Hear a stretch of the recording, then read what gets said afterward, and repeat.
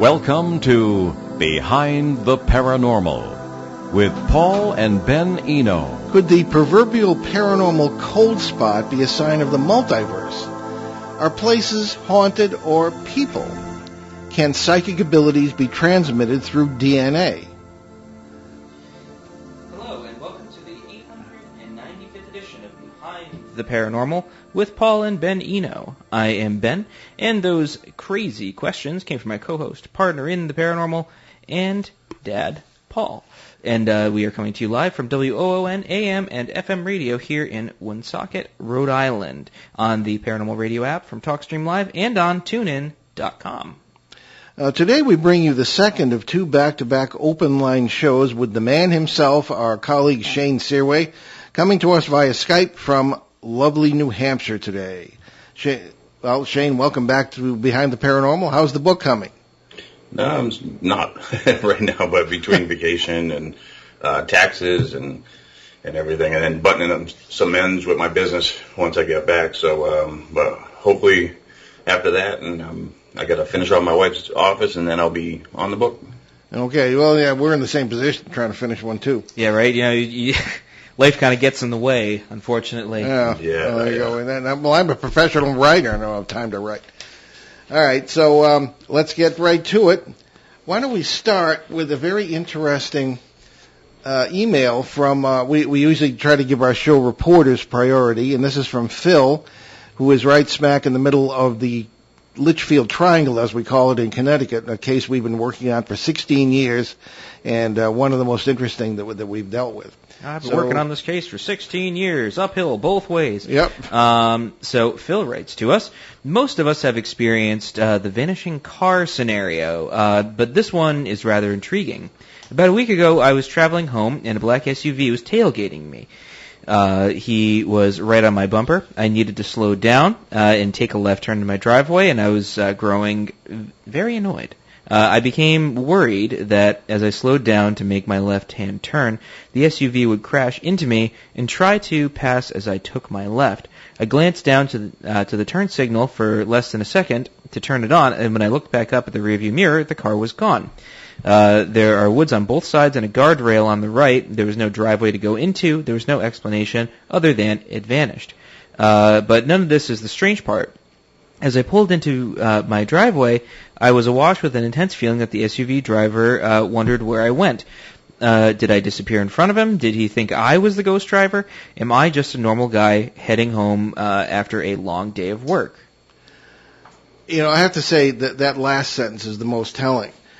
This is the same thing as us being in a case that's doing ghost research, and the quote-unquote ghost, who we believe is actually a flesh and blood person in a parallel reality and an intersect point in the quantum sense, thinks that we're ghosts haunting them, as they see us in the same way through the electromagnetic membrane, and we look glowing or goofy or spooky or whatever. So in the same way, and this has actually happened to me, and I think it's happened to most people. You know, the car's there and it's not, you know, the annoying tailgater. And I guess the way the guy was driving, if Philip sort of disappeared in front of him, then it scared him, serves him right for the way he was driving it. But I think that's a real possibility. It works both ways, these phenomena. So I had a fun thing happen to me yesterday. I was driving back. You live a very fun life. Yeah, I do, vaguely. And I was driving back. I was going down the highway, and bug flies into the windshield as they do. And so I turn on the windshield wipers. I'm just like, oh god, get it out of my view. And so I wipe it off, and I was like, huh. And the little bug was still there. And I was like, that's kind of weird. And so when I got home, I poked it, and it was on the inside of my windshield and not the outside. Huh. Yeah, it was kind of weird. Shane? That's crazy. You have a pretty interesting life too. Yeah. No, I mean, the black SUV now, I know it's just part of what we're talking about, but I had some run-ins with the black SUV quite a few times, but yeah, the vehicle behind you, but also, people too. It's happened to me. For instance, I was in a department store, and I see this lady, and she's walking towards me, and she looks up at me, and she smiles real nice, you know. She's walking real slow, very elderly, and there's in the middle of the main aisle, there was like a display, and you know, with shelving, but it was kind of round or square with four sides. And she walks up, and I lose her behind that display, and I'm waiting for her to come around the other side, and she never came. And I walked around, and she was not there. But you know, that's happened quite a few times. Just, you know, not in a haunted location, but just in everyday life, whether it be people, vehicle, you know, or whatever. It's there, and then the next thing you know, it's not. And I do believe, and I know you guys do as well, that they very well may see us as a ghost, you know, or apparition. Yeah. Now, there's a sequel from Phil as he follows up on that particular email. Ooh, I do love a good sequel. Unless it's a Jaws sequel. So Phil continues to write to us. For a brief moment, I had that overwhelming awareness that we all are connected in the multiverse, and the multiverse is not a place to try to get to. We are smack dab in it. And the SUV driver was likely on some routine drive like me. He is no quote-unquote ghost, as surely as I am no quote-unquote ghost. Life is everywhere. I like that. Well stated, Phil. As Jeff Goldblum once said, life is the exception, not the rule. No, that's not what he said. Life finds a way. That's what it was. Life finds a way. There we go. You're thinking of Sir Fred Hoyle, the astronomer royal, who said that life is the... Sir Fred Hoyle, Jeff Goldblum, they're the same person. Yeah, right. As that life is the rule in the universe, and certainly the multiverse, and not the exception. So with the panspermia theory, et cetera. So anyway, no, I think that's very well said, Phil. I think these things happen all the time. We are constantly moving through the multiverse. It's not like you jump from one world to another deliberately, or you smack into it and something you think is a ghost, or Bigfoot comes walking through your walking out of your closet. I mean, that can all happen, but we're in this is as real as it gets. This is creation. This is reality. This is the worlds we live in. Moving through it all the time, and the more dramatic events are the ones we notice. The least dramatic events, that's one of those things, and you forget about it. Now, Shane, any further comment on this point? All right. Sorry, I was on mute. No, but you know, I do have to reference the near death or my illness when I was a 10-year-old, and it's happened, you know, several times throughout my life too, but. I've talked about the one when I was 10 when I got sick, and when I see the visitation, I get, and then next thing you know, I'm out of my body type of thing. But prior to actually leaving my body, it wasn't like kind of how it was kind of how you explained like the flashing nexus, but a little bit different in my experience. But it was kind of like the same thing where I could feel and think like everybody around me, whoever I wanted to feel or experience what they were experiencing, I could at any given time, no matter who they were around me. As long as I put my mind on them, I could see through them and feel what they were feeling. I mean, that kind of relates, I think, to what he just said. But I just wanted to share that. Sure. Okay, why don't we move to some of the questions we didn't get to last week. And Ben, if you want to take that one on the bottom from Steve in Florida. Sure. So Steve writes to us, is a cold spot, quote unquote, evidence of the multiverse existing? I know you already used the phrase thin spot in your research. What are your thoughts? All right. Well, there's something I have to kind of clarify here. The article that accompanied this was about a cold spot being evidence for the multiverse, but the cold spot they were talking about is an astronomical phenomenon in the constellation of Eridanus. Okay, and it's the indication is that it's a lot colder than any place else in the known universe, physical universe, and it may be a spot where there is another bubble universe. That's a metaphor that's often used. by physicists to describe the Big Bang as a birth of a sort of space-time foam with all these kind of bubble worlds or universes there. And the cold spot has been it's been theorized that perhaps this is, or at least postulated that this is a spot where one of these universes intersects our own. So, however, when most of the vintage listeners of this show would hear cold spot, they would think, aha, that's what happens when a ghost is present and sucks all the warmth out of a room. And so just to avoid a little confusion, if we're talking about the multiverse in the context of cosmology, we've got the cold spot in Eridanus, not a cold spot in a haunted room. All right. That said, the cold spot phenomenon itself may indicate something that may be multiversal, the coming and going across membranes of beings or entities or things like this on a much less grand scale than the one that the article was referring to in Eridanus.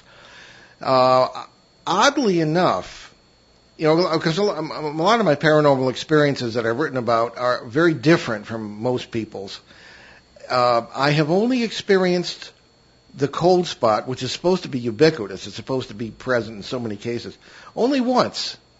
And that was about maybe 48 years ago at a case in Manchester, Connecticut, when we were being a couple of friends of mine and I were being shown around a house that was supposedly haunted, a farmhouse, and something followed us and turned off the lights as we went. And so I turned around and followed it into a room, and it disappeared, and it was really cold all of a sudden. So maybe the cold spot is an indication, both cosmologically and paranormally, of some sort of intersect point with a parallel reality. Because this entity wasn't there. I couldn't see it, but its presence was very, very strong. And that's the only time I've ever felt that.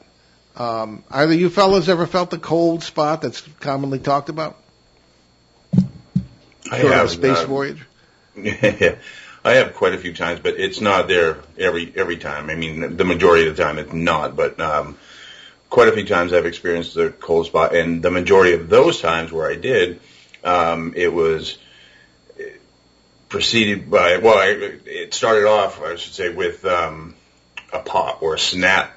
That real loud. You can't hear, like a static discharge. You touch the doorknob type of thing, but very, very loud. Sometimes there's been a smell or like an ozone type of thing, or a bad smell, but majority of the time it was just a loud pop. Then you get the cold spot, and then activity starts to take place. I mean, it was like boom. You knew it was going to happen.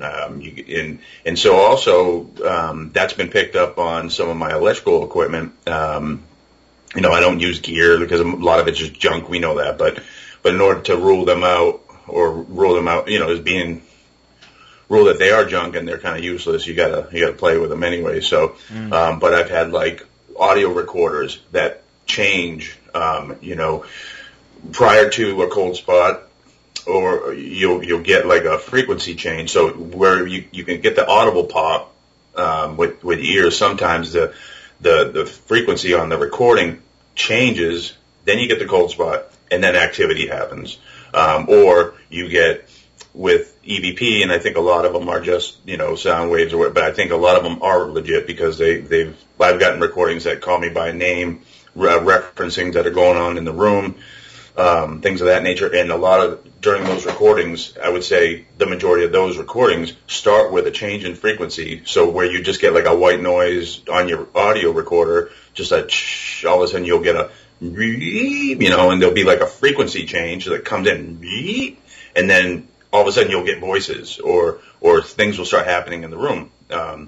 So something definitely takes place to allow that crossover, that interaction to happen, and sometimes it seems to be followed by a cold spot, but not always. Most of the time it's not. But yeah, I have definitely experienced them. Ben, this audio stuff is right up your street. So. I suppose it is. That is actually kind of interesting. I was considering why that might be while you were talking about it, Shane, and I will probably be considering it for a while.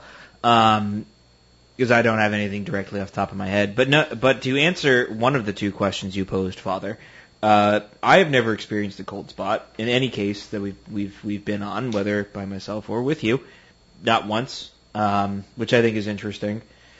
Just never happened, or if it happened, maybe I just don't remember, or just it's not something. Maybe it's our DNA or something. I don't know, maybe we just don't look for it or don't care. If that's that might have something to do with it. I'm aware of the possibility of it, certainly, and the fact that so many other people have. I just don't feel it.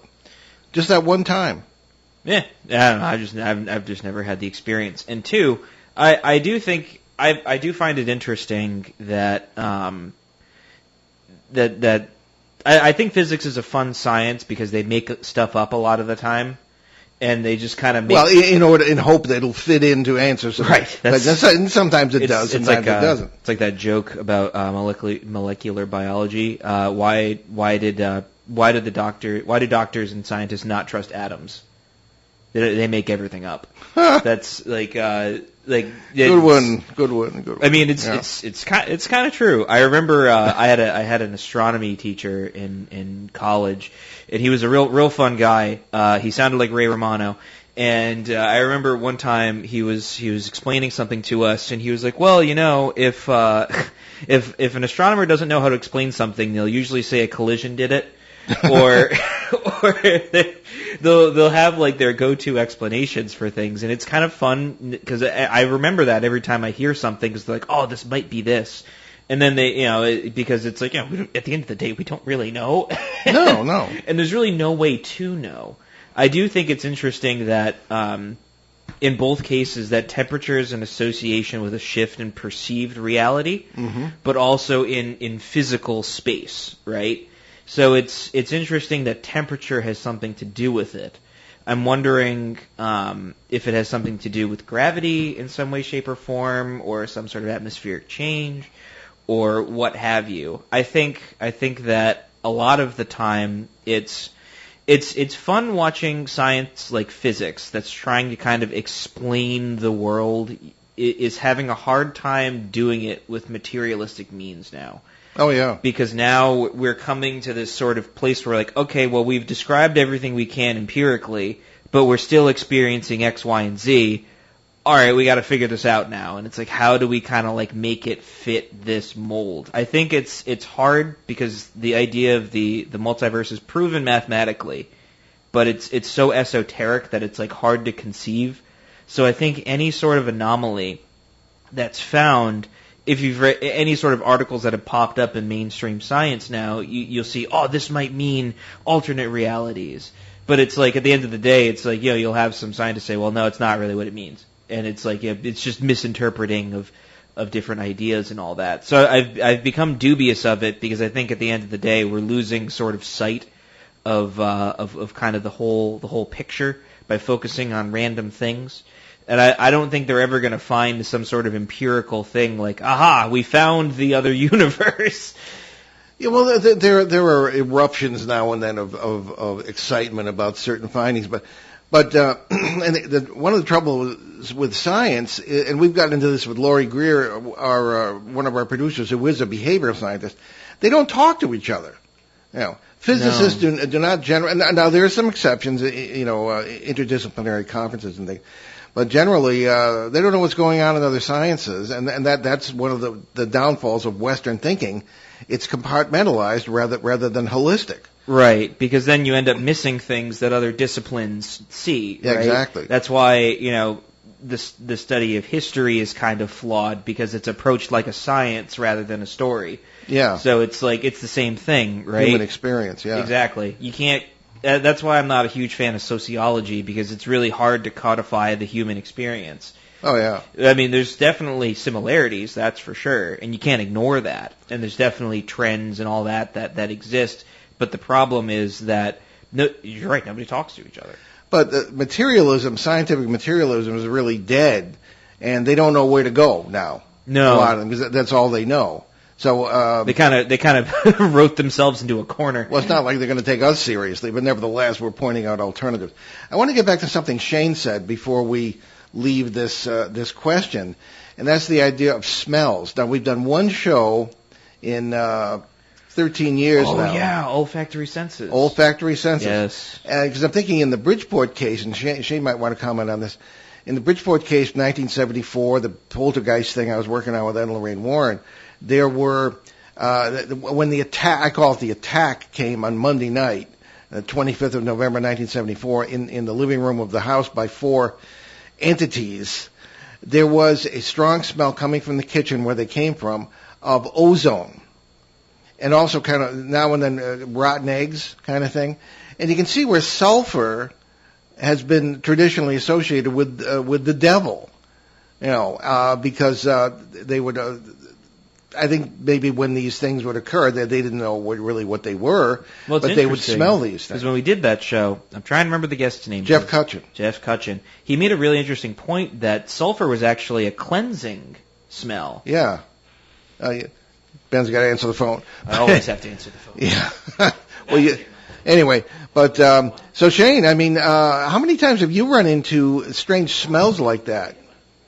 Quite a few times, and actually, the first time it ever happened, I was younger. It was before I actually actively started investigating because I was a child. But I was at a friend's house, and his house was pretty crazy. There was a lot of wacky things that happen all the time. TV turning off, fan turning on and off, even when they were unplugged. And one time we were in the living room, and you walk from the living room into a bedroom, and then from that bedroom into another bedroom. It was a weird apartment.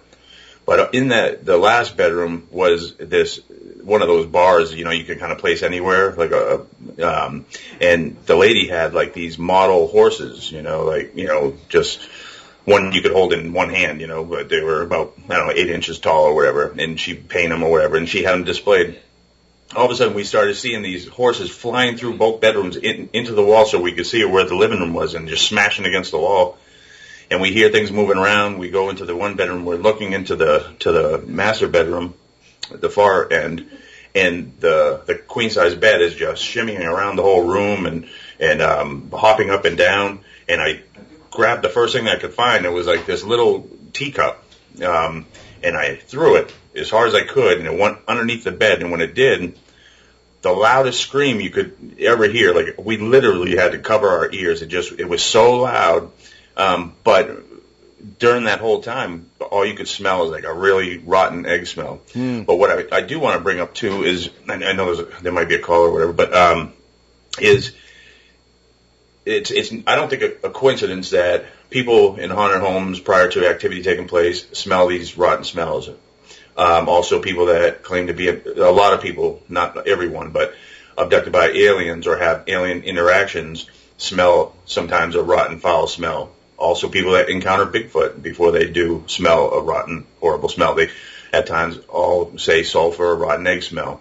And that could be a process of, or a result of the process taking place that allows the interaction between us and them as opposed to coming from them itself. Very good point. Okay, do we have a call? What we got there, Ben? Well, we have a question from Anita. She did not want to go in the air. But Anita from Colorado? Yes, but she did ask me to relay it, and I will do my best to. Anita wanted to ask a question specifically in regards to muscle memory, in regards to paranormal activity. That is it possible that it could be muscle memory that's kind of replaying when people are being haunted by things? Well, that's an interesting coincidence because I happen to have the question, because he sent that to us on Facebook, and I had it in the questions today. So, look at that. Well, that means we'll get to it today at least, because Anita called and moved up to the front of the line. There we go. So, see, that's the trick. Yeah. So muscle memory in the sense of the way her question was verbally worded in writing, that when you have what would traditionally be called a residual haunting, which I don't really believe in. You would have this kind of the Earth's kind of muscle memory sort of thing, as you would have in your body. So, I don't know, you or Shane want to tackle that one? Well, I think first we are coming up on our break. Oh, we are, yes. So perhaps we should take the break, get our proverbial answers together, and then Oh, good proceed. idea. All right. Okay, so you're listening to Behind the Paranormal with Paul and Ben Eno with special guest co-host Shane Sirois today, open lines, on WOON 1240 AM and 99.5 FM in New England's very nice Blackstone River Valley. And we will be right back, so stay with us.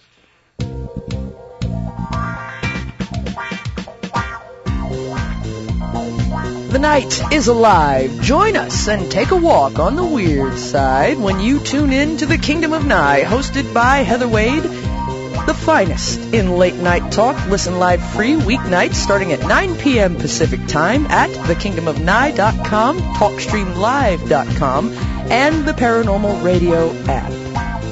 Wanna take a ride? Local and live at 99.5 FM. And welcome back to Behind the Paranormal with Paul and Ben Eno, and today's Shane Sirois.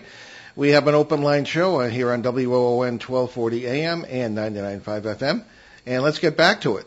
So we have a question from Anita in Colorado. Yes, which, to reiterate the question, Yeah, just briefly. is in regards to paranormal experiences, what is the relationship between muscle memory and, I guess, in regards to residual hauntings or hauntings in general?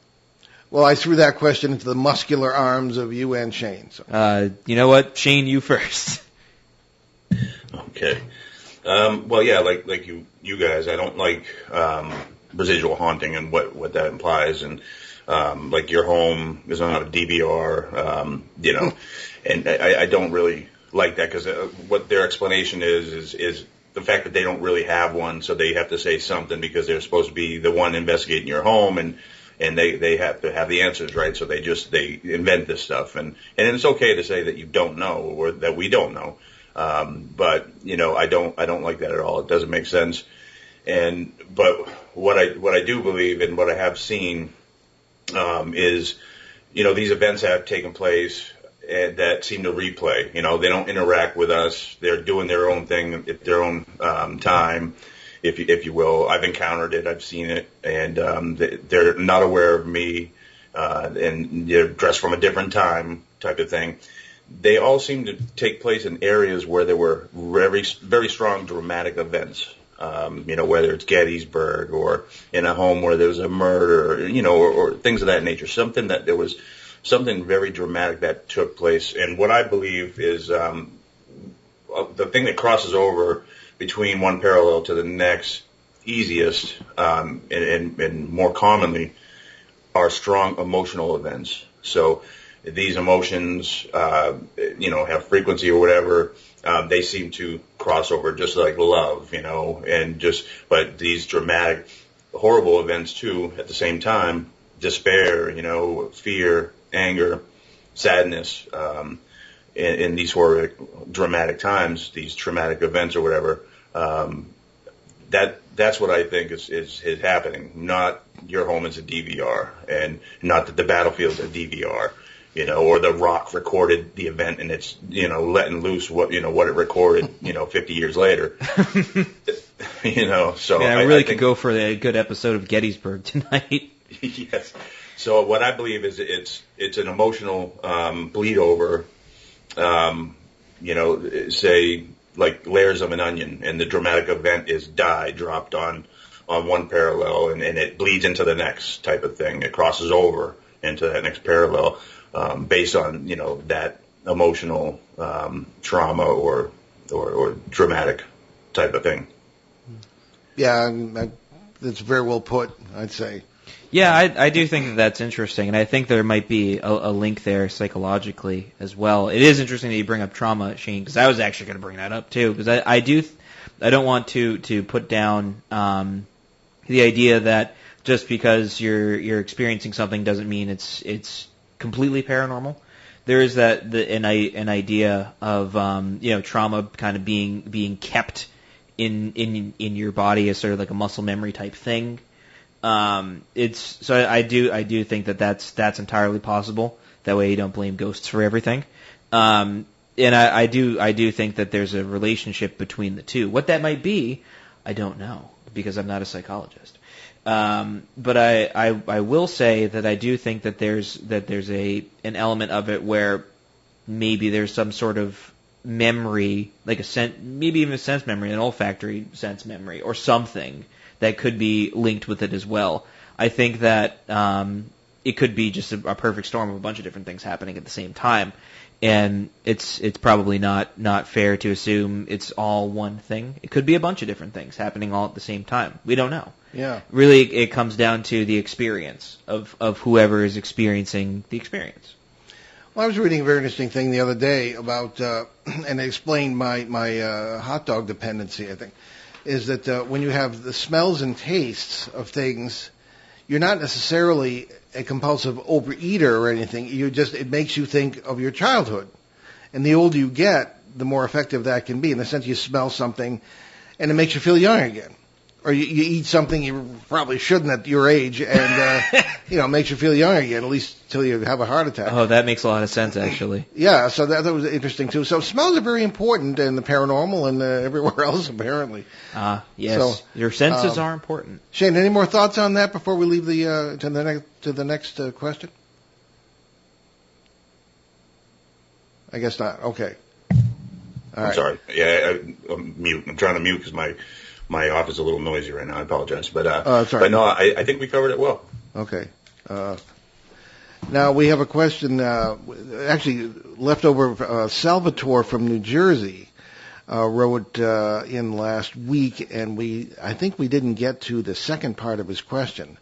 The first one had to do with the particular geographic places which paranormal phenomena manifest, and we got into that last week.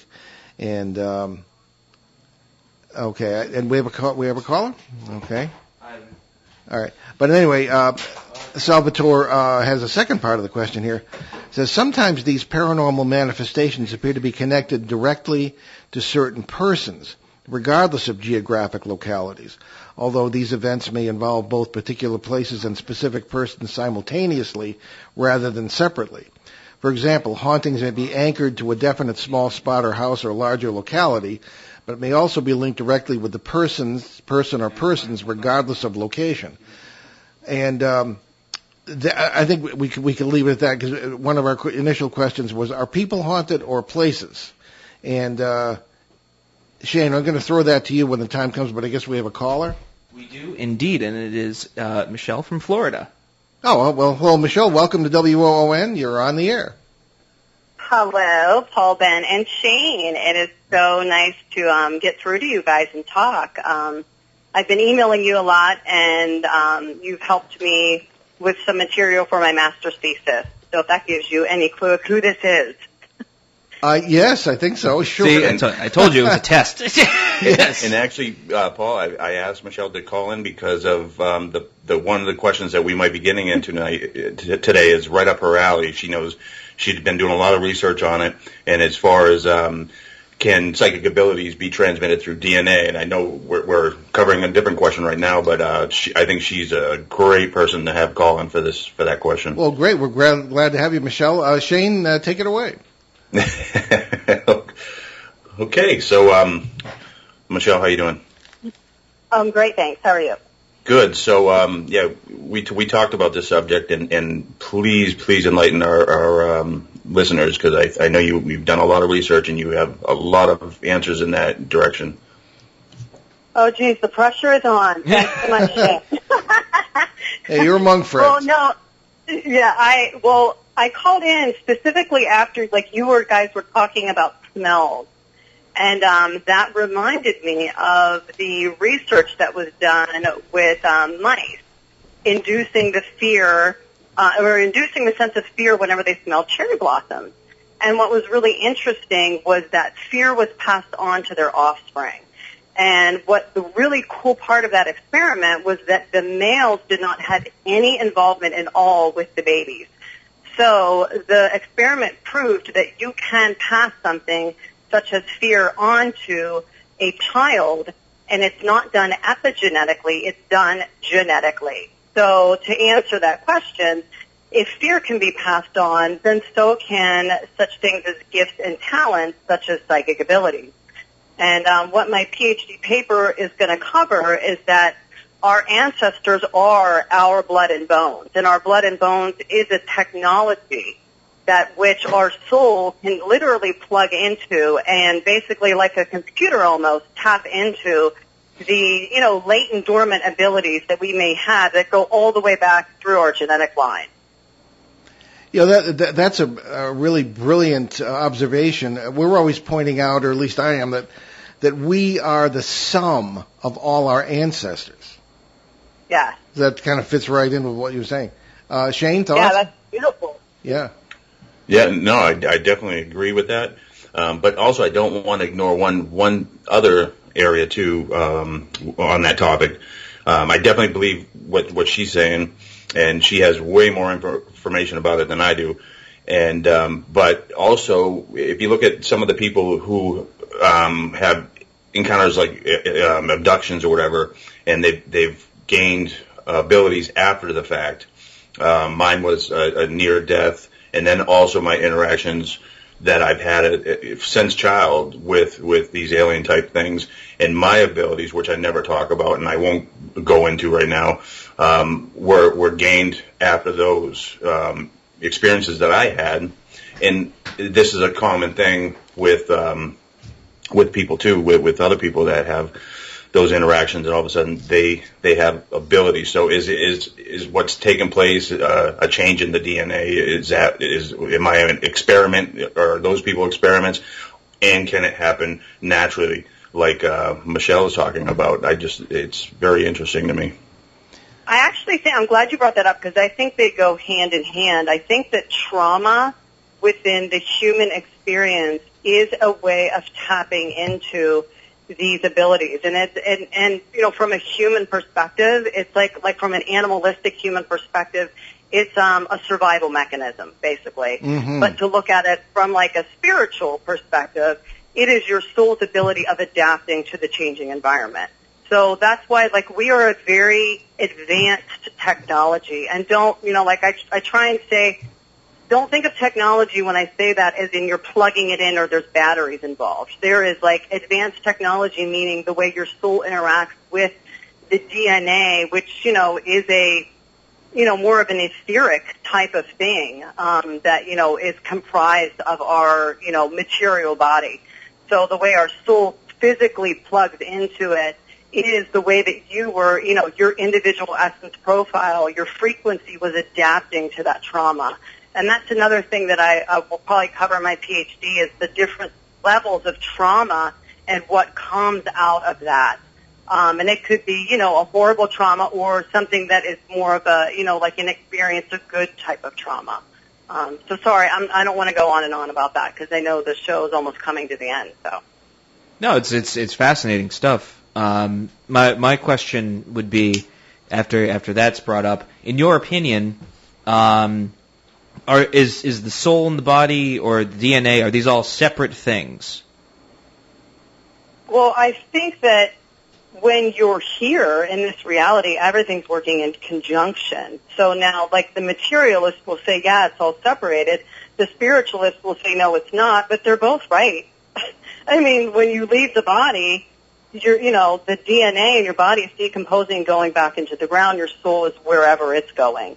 But you're taking the experience with you. So in my opinion, they're both right. All things can be separated and at the same time not separated, because then where do we go when we leave here? Are we still a part of that which went into the ground? Is that still a part of everything? Because if then no, we don't get separated. So in my opinion, in this reality, we are never, ever going to get the answer that we want. But that's the beauty of this environment, is that you're pushed to the limits to answer these questions. And if you're not, squeezed and put through this trauma and the suffering, you never get to that point where you say, what the heck is going on, and how do I figure this out for myself? That's actually... I'm sorry, go ahead, Michelle. No, I was just going to say, I'm one of those people that comes down right into the middle and says, you know what, you're both right. So, basically get over yourself, come to the middle and see that, yes, you can take things apart, and yes, they can be put back together, and yes, that both works. It just depends on where you're at with your development and what reality you're working in, what part of the multiverse that you guys talk about you're working in. Because in some multiverses, you have to be a materialist. In other multiverses, you don't. So in this specific sector of the multiverse, we're human. And we are, if you hit us, we hurt and we bleed. So that's the truth of it in this reality. And according to my opinion, and I don't know everything. Well, none of us does. Yeah, exactly. Still, I think a very adept analysis. The simultaneity of all time is something I think we can discuss at some point. Michelle, this is not over. I think we'll stay in touch, and I think we'd like to have you back on about this. But thank you very much for calling in today. Yeah, thank you for allowing me the time, and I look forward to listening to the rest of the show. It was a pleasure. Thank you. All right, take care. Bye-bye. Okay. Bye. So getting back to Salvatore's question, I think we can probably deal. We had a couple of long questions I wanted to get to, but I already stated it, but it was essentially, I think what it comes down to, and I hope I'm getting it right, Salvatore, is are people haunted or places? Because the spatial locations of people sometimes doesn't have any relevance, seemingly, to the amount of haunting they have to endure. To put it in the more common parlance. Shane, this is kind of up your street too. So, is it people who are haunted or places? Well, in the event of the more negative haunts, it's almost always the person, and so they're there for us with connection with us, and that emotional connection and how they feed off of that energy and those emotions. So that's what initiates it. That's what draws them in, and that's what keeps them there. So as far as the ones that don't seem to interact, there are those too, but they're kind of a different type of thing. You got one that doesn't acknowledge you and one that feeds off of you, and those are the two common. And the ones, like I said, that seem to replay or not residual, but they're like a crossover of something dramatic that happened at some point, that emotional energy type of crossover. And sometimes there's interactions with, we have positive interactions, but they don't seem to be, they don't seem to happen a lot in a dwelling or whatever. But the ones that do seem nice and happen a lot in a dwelling are usually in a home that's conducive, have natural aiding elements in the environment or on the property or near the property that kind of helps that crossover, such as the case, all these flat area cases, and we dictate kind of what comes through. So if you get a dysfunctional family there, bad things come through, and if you have a loving family, it's just a bunch of weird things that'll happen, but no one's really being attacked. So, but for the negative ones, it's always the person being haunted, because people can move and it follows them every time. It may start affecting them at work. It might affect them when they're pumping gas, So it's most of the time, well, the negative ones are almost always the person being haunted. Okay, yeah, no, I really get that, Shay. I think it's well put. Just to expand a little bit, I think that I've often referred to entities or parasites that are attached to the land. I think maybe I should clarify that and say they happen to be manifesting when people are there on land where the geotechnic factors are conducive to movement between parallel worlds. All right. I think Shane is absolutely right about the kind of people who are there. And there's an old philosophical cliche: if a tree falls in the forest and nobody's there to hear it, does it make a noise? And it sounds like a dumb question, but it really isn't. What is the noise? It's a bunch of vibrations set up in the air that hits your ears. If there are no ears there to hear it, does it make a noise? Maybe not. So in the same way, if nobody's there to have the experience or to participate in the paranormal experience, does one take place? The only answer I could think of is no would be in your neck of the woods, Shane, when I was at the Ritter House in, remind me of the name of the town? It's Wilton, New Hampshire. Wilton, New Hampshire, exactly, yeah. Senior moment. I have a lot of those lately. It makes you feel better. Me too. Yeah. And, I was standing outside, and you could hear, I don't know if you were with me or not that time, you could hear a repeating sound coming from the house, like something banging.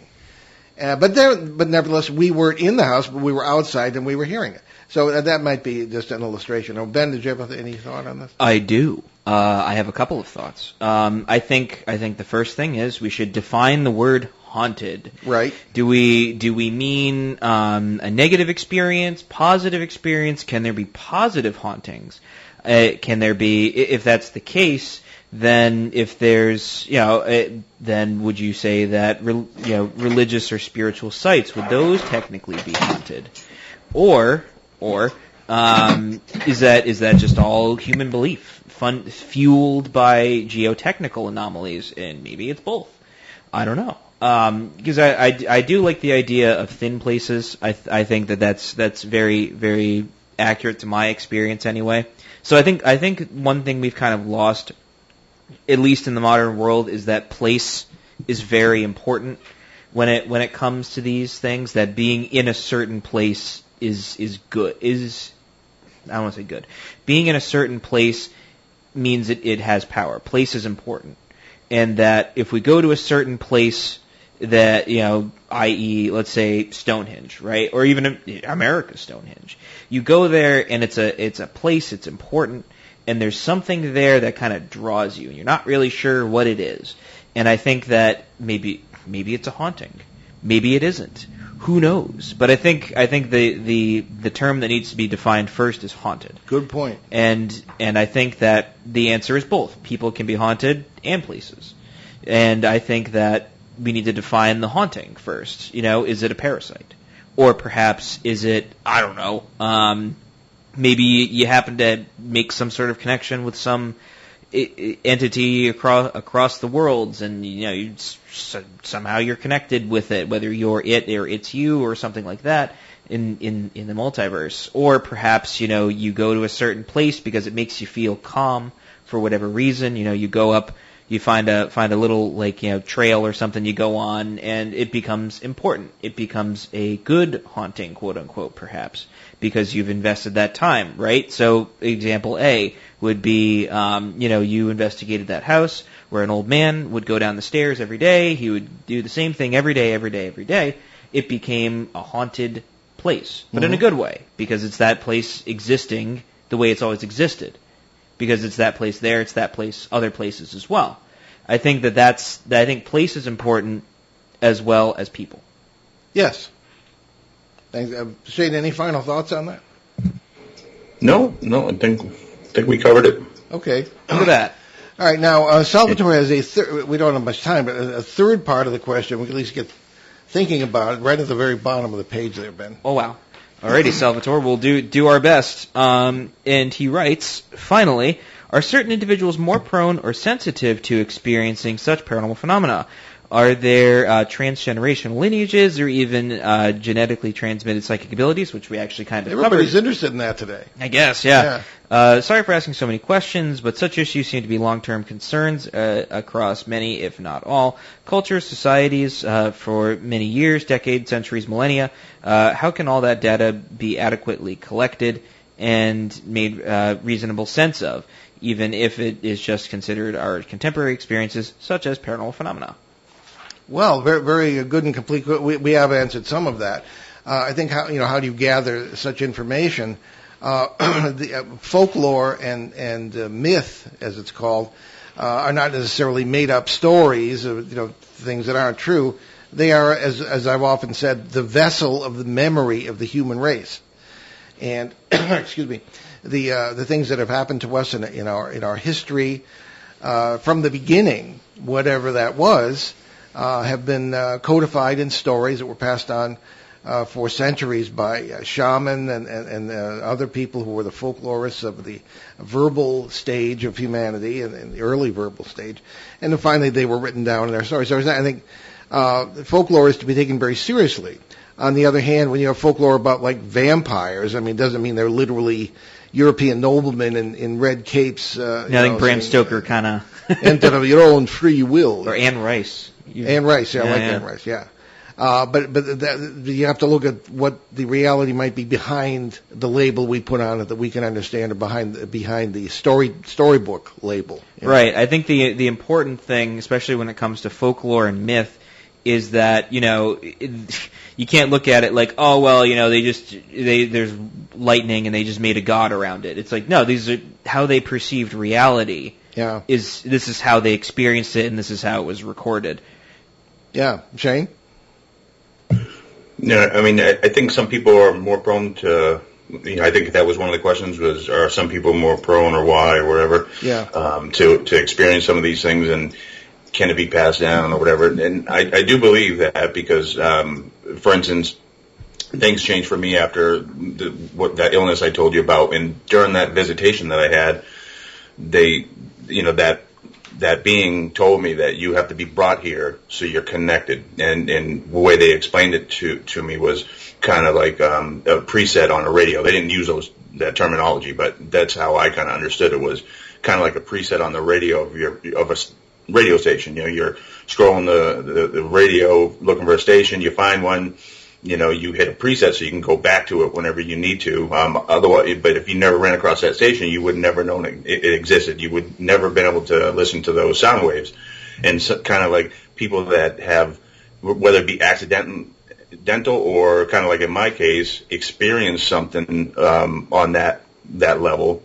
They're now forever kind of connected to it. They're more prone to experience it again. And I can do things to open myself up to those things. And sometimes it happens to me when I don't want it to. And I can hear and feel things that nobody else around me can. And sometimes it can make me very anxious, especially when I'm in a crowded area. I've had to leave places sometimes because I just get overwhelmed. And but no one else seems to be able to experience what I do. But I was going to add another point, but I got sidetracked there. That's all right. We're out of time anyway. Oh, okay. Right, so, you were saying good stuff, Shane. Yeah, good stuff, yeah. Take it away, Ben, with the announcements. Yes, which the first of the announcements is, if I'm looking at it correctly, I am looking at it correctly, and the announcement is you can check out our books along with those of our guest co-hosts at our show website, behindtheparanormal.com, where you can also find out more about the show, our many cases over the years, our public appearances, and how to book us, along with some of our 900-plus free recorded shows from our 12-plus years on the air, including our 4.5-year run on CBS Radio, along with special shows and podcasts. And we are 2 weeks away from our 13th anniversary show, Lucky 13. We'll be starting our 14th year on the air. And then right after that is our 900th show. So we're looking forward to that. We have a couple of special things planned for that day. That's the 20th of June. Anyway, check out our podcasts, our recorded shows. They're at behindtheparanormal.com and on all iTunes and all the major platforms there. We are still uploading 2008, but most of them are there, and we're going to be uploading our special shows and podcasts. We're getting there. Yeah, we're getting there, including the Rendlesham series from 2010 and 2011. What barn burners those were? Oh, yeah, absolutely. A couple of firsts on that series. Indeed. So the website has a charity page along with links to several good causes we have adopted on the show, and now we have added a new charity, Hope for Hilldale Cemetery in Haverhill, Massachusetts, run by our good friend Tom Spitaleri. Other charities include USA Cares, Canadian Veterans Advocacy, Helping Haiti's Orphans, Youth Mentoring Connections in Los Angeles, the Crohn's and Colitis Foundation of America, the Sisterhood at Ground Zero, along with the Milk Fund here in Northern Rhode Island. So what's going on next week, Ben? So, next week, that's May 23rd, we'll welcome Betty Friedson, an author and clinical social worker who applies intuition and psychic abilities in her work. That should be illuminating. Yes, indeed. The grief she puts up with is amazing. So, in honor of Ben's recent 5th wedding anniversary, with my lovely daughter-in-law, Marion, we leave you today with a romantic thought from that lovable 13th century Persian philosopher and theologian, Rumi. What? I'm saying we have 1 minute. Okay. The minute, that's the first part of the quote, I heard my first love story, I started looking for you, not knowing how blind that was. Lovers don't finally meet somewhere. They're with each other all along. Very multiversal. It's very sweet, Dad. I appreciate that. Okay. I mean, you're a little late, but you know what? It's the thought, and I appreciate it. For the last 2 weeks, we haven't had time to do the quote, so this is supposed to have been I know. Hey, you planned it out, and I even made a little pun without realizing it, and you did a great job, and I'm very proud of you. Okay, very good. Anyway, I'm Paul Eno. And I'm Ben Eno. And I'm Shane Sirois. Thanks for joining us on our great cosmic journey, and we'll see you next time on Behind the Paranormal. Return to this radio frequency 167 hours from now for another edition of Behind the Paranormal with Paul and Ben Eno.